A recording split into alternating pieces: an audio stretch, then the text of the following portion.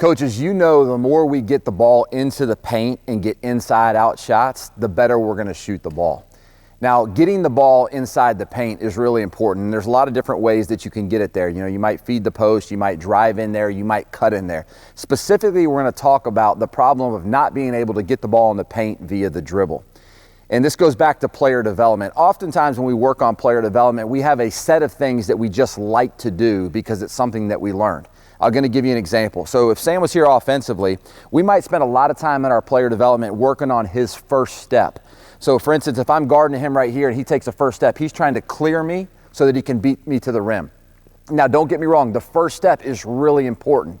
But oftentimes we're going to have to make adjustments. A lot of times we're seeing teams these days back off and gap the ball handler. So if I'm back here, if Sam only works on that first step and he takes the same first step right there, he really didn't get anywhere. He didn't clear me. He's not going to get the same result.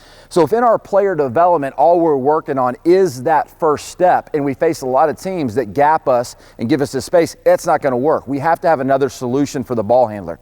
So you might have a player on your team that's a really good driver, but they have a hard time getting to the rim because they don't shoot it very well. And so teams are backing off of them, they're giving them a lot of space, and that player's having a hard time making reads. Well, here's something that you can add to their repertoire. So we're going to work on a little bit of a stab dribble here, or a setup dribble. You can call it whatever you want. If I'm back off Sam, this first dribble that he's going to take is really to get a read from me. He's trying to move me, and he's trying to condense space. So Sam gets this close to me right here on this first dribble.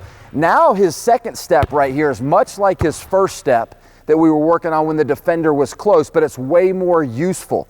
If all he has in his bag is to take an explosive first step, when I'm close or when I'm far, he's not going to be able to get by me very often. So if he takes that first dribble where he makes me make a read, makes me commit, and then he crosses and goes the other way, he's condensed the space. He's also now made his first step, even though it's his second step, more useful. So we're going to take a look at this. When some players are gapped right here, they're going to use the stab dribble or the setup dribble to make sure that they're getting to the rim a little bit better. 11-4 run by the Warriors has them to within 2.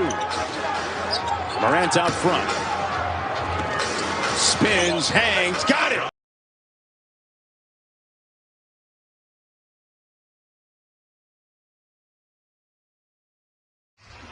Dwight Howard. And you see the Rockets, when Embiid went out, they took Olynyk out. There's Simmons again. He's just